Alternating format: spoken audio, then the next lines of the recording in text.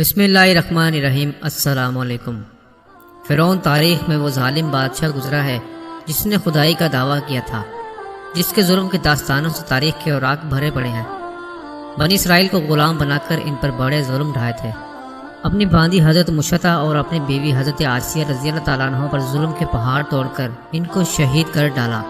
آخر کار اللہ تعالیٰ نے اس کو اس کے تکبر کے ساتھ دریائے نیل میں غرق کر دیا اور اس کی حکومت کو نیست و نابود اور تہس نہس کر ڈالا، اور رہتی دنیا تک کے لیے اس کو عبرت کا نشان بنا کر یہ ثابت کر دیا کہ تکبر کا انجام صرف بربادی ہے اور تکبر صرف اللہ کی چادر ہے۔ فرعون کے محل میں مشتہ نامی ایک عورت فرعون کی بیٹیوں کے بال سنوارا کرتی تھی۔ ایک بار فرعون کی بیٹی کے بال سنوار رہی تھی کہ ان کے ہاتھ سے کنگھی نیچے گر گئی۔ جب وہ کنگھی اٹھانے لگی تو انہوں نے اللہ کا نام لیا۔ جب مشتہ نے اللہ رب العزت کا نام لیا تو فرعون کی بیٹی سمجھ گئی کہ یہ تو میرے والد کو معبود نہیں مانتی بلکہ حضرت موسیٰ علیہ السلام کے اللہ پر ایمان رکھتی ہے۔ چنانچہ اس لڑکی نے مشتہ سے پوچھا کہ کیا تم میرے والد کو اللہ نہیں مانتی ہو؟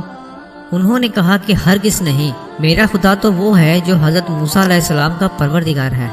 جب لڑکی نے مشتہ کا دو ٹوک جواب سنا تو وہ بھاگ کر اپنے باپ کے پاس گئی اور کہنے لگی کہ آپ کے محل میں آپ کے زیر سایہ رہنے والی عورت آپ کو تو خدا ہی نہیں مانتی۔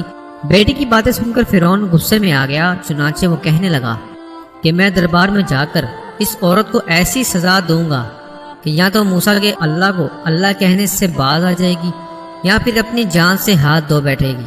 اب جب فرعون اپنے دربار میں پہنچا تو اس عورت کو اپنے پاس بلوایا اور کہنے لگا کہ دیکھو بھائی، تم موسیٰ علیہ السلام کے اللہ کو اللہ کہنا چھوڑ دو۔ وہ کہنے لگی کہ ہرگز نہیں۔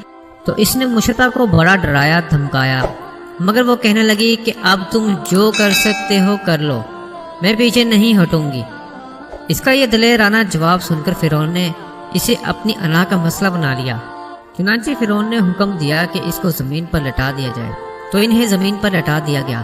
پھر حکم دیا کہ ان کے دونوں ہاتھوں پاؤں میں کیل گاڑ دی جائے۔ چنانچہ ان کے پاؤں میں کیل گاڑ دی گئی تاکہ وہ حرکت نہ کر سکے۔ اسی دوران وزیر آیا اور اس نے فرعون سے کہا کہ اس کی ایک دودھ پیتی چھوٹی سی بچی بھی ہے، اگر اس کی بیٹی کو اس کے سامنے ہی قتل کر دو تو یہ اپنے مامتا سے مجبور ہو کر آپ کی بات مان جائے گی۔ اس کے بعد فرعون نے اس کی دودھ پیتی بچی کو گھر سے بلوایا اور اسے اس کے سینے پر لٹا دیا۔ فرعون کہنے لگا کہ میں تمہاری اس بچی کو تمہارے ہی سامنے قتل کر دوں گا۔ حضرت مشتہ رضی اللہ تعالیٰ عنہ فرعون کی اتنی بڑی دھمکی سن کر بھی یہ کہنے لگی کہ اب میرے دل میں اطمینان اتنا بھر چکا ہے کہ میں اپنی آنکھوں سے بیٹی کو خون میں لت پت تڑپتا تو دیکھ سکتی ہوں، مگر میں اپنے ایمان کا خون نہیں دیکھ سکتی۔ چنانچہ مشتہ رضی اللہ تعالیٰ عنہ کے سینے پر ہی ان کی معصوم بچی کی گردن کاٹ دی گئی۔ جب وہ ٹھنڈی ہو گئی تو فرعون کہنے لگا کہ اب ہم تمہیں قتل کر دیں گے۔ تو وہ کہنے لگی کہ تو جو مرضی چاہے کر لے، میں پیچھے نہیں ہٹوں گی۔ بالآخر اس ظالم نے ان کو بھی شہید کر ڈالا۔ اس کے بعد فرعون جب حضرت مشتہ رضی اللہ تعالیٰ عنہ کو شہید کروا کر اپنے گھر پہنچا تو اپنی بیوی حضرت آسیہ رضی اللہ تعالیٰ عنہ سے کہنے لگا کہ یہ واقعہ پیش آیا ہے کہ میں نے ایک عورت کو عبرتناک سزا دی ہے۔ اس کی بیوی نے کہا ارے تیرا ناس ہو، تو نے ایک معصوم بچی کی جان بھی لی اور ایک بے گناہ عورت کا بھی قتل لاحق کیا۔ فرعون کہنے لگا کہ میں نے اس کو اس کے لیے عبرتناک سزا دی ہے کہ وہ مجھے خدا نہیں مانتی تھی۔ یہ سن کر حضرت آسیہ رضی اللہ تعالیٰ عنہ نے کہا کہ خدا تو میں بھی تجھے نہیں مانتی، بلکہ تو ایک عام انسان ہے۔ جب فرعون نے یہ سنا تو حیران رہ گیا، کیونکہ اس سے حضرت آسیہ رضی اللہ تعالیٰ عنہ سے بڑی محبت تھی۔ حضرت آسیہ رضی اللہ تعالیٰ عنہ کو اللہ تعالیٰ نے بڑا حسن و جمال عطا کیا تھا۔ فرعون نے انہیں پوری قوم کی عورتوں سے چن کر ان کے حسن کی وجہ سے اپنی بیوی بنایا تھا، اس وجہ سے وہ ان سے بڑی محبت کرتا تھا۔ چنانچہ فرعون کہنے لگا کہ یہ تم کیسی باتیں کرتی ہو؟ وہ کہنے لگی کہ میں بالکل ٹھیک کہہ رہی ہوں کہ تو جھوٹا ہے اور پروردگار تو وہی ہے جس کا پیغام لے کر حضرت موسیٰ علیہ السلام تشریف لائے ہیں۔ فرعون نے یہ بات سنی تو اسے بہت غصہ آیا، لہٰذا کہنے لگا کہ میں تمہارا بھی وہی حشر کرواؤں گا جو میں نے مشتہ کا کروایا ہے۔ وہ کہنے لگی کہ تو جو چاہتا ہے کر لے، میرے ساتھ میرا پروردگار ہے۔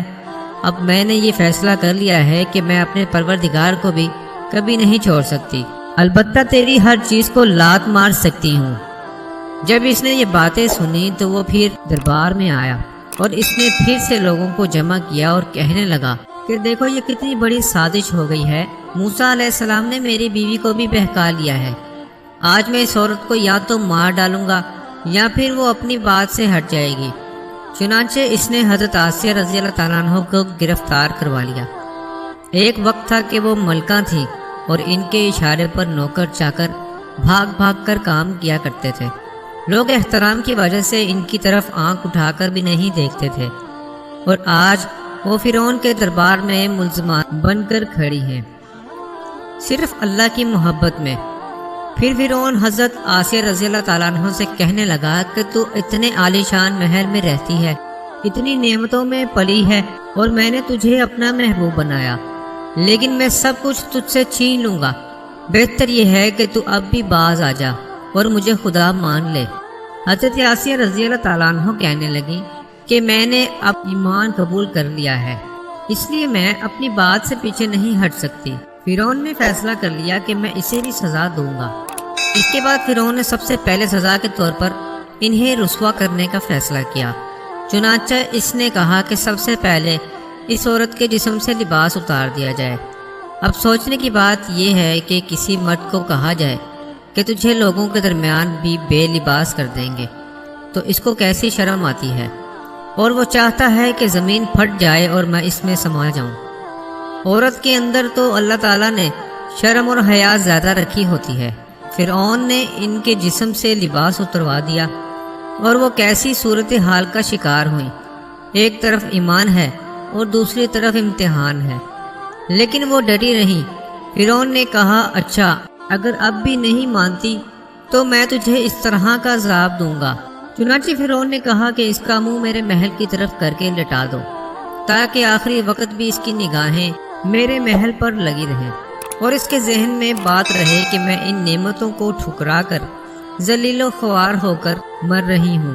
لہٰذا انہیں فرعون کے حکم کے مطابق لٹا دیا گیا۔ ان کے ہاتھوں اور پیروں میں لوہے کی کیل گاڑ دی گئی تاکہ وہ ہل نہ سکیں۔ اس کے بعد فرعون نے لوگوں کو بلا کر کہا کہ اس کے جسم سے کھال اتار دو۔ اس ظالم نے زندہ کے جسم سے کھال اتروا دی، وہ بھی عورت، نازک بدن، مگر وہ اس کو برداشت کرتی رہی۔ انہیں اللہ کے نام پر تکلیف دی جا رہی تھی، اس طرح ان کے جسم سے کھال کو الگ کر دیا گیا۔ اللہ کی شان دیکھیں کہ وہ ابھی بھی زندہ تھی، مگر جسم زخم بن چکا تھا۔ فرعون کا دل اب تک ٹھنڈا نہیں ہوا تھا، چنانچہ وہ کہنے لگا کہ مرچیں لاؤ اور اس کے پورے جسم پر مرچیں چھڑک دو۔ حضرت آسیہ رضی اللہ تعالیٰ عنہ کے جسم پر مرچیں ڈال دی گئی تو وہ مچھلی کی طرح تڑپنے لگے۔ اس تڑپنے کی حالت میں انہوں نے اللہ تعالیٰ کے حضور ایک دعا مانگی کہ اے اللہ، فرعون کا محل سامنے ہے اور وہ یہ کہتا ہے کہ ہم نے تمہیں اس محل سے نکال دیا، آج کے بعد تم اس محل میں نہیں جا سکو گی، اس لیے اے اللہ مجھے اس محل کے بدلے جنت میں تیرے پاس ایک گھر چاہیے، اور مجھے فرعون اور اس کے عمل سے نجات عطا فرما۔ اللہ تعالیٰ نے اسی حالت میں ان کو شہادت کے مرتبے پر فائز کیا اور جنت میں حضور اکرم صلی اللہ علیہ وآلہ وسلم کی زوجہ محترمہ بنا دیا۔ محترم عزیز دوستو، ماضی میں لوگوں نے کیسی کیسی قربانیاں دے کر اپنے ایمان کو بچایا ہے۔ ظلم کے پہاڑ سہ لیے لیکن ایمان کا سودا نہ کیا، ہر باطل طاقت سے ٹکرا گئے لیکن اللہ کو ناراض نہ کیا۔ آج اس گئے گزرے دور میں ہم سے بہت چھوٹی قربانی مانگی جاتی ہے۔ ہم اتنے احسان فراموش اور اتنے گئے گزرے ہو گئے کہ 5 وقت کی نماز بھی نہ پڑھ سکیں۔ اللہ تعالی ہمیں عمل کی توفیق عطا فرمائے، آمین۔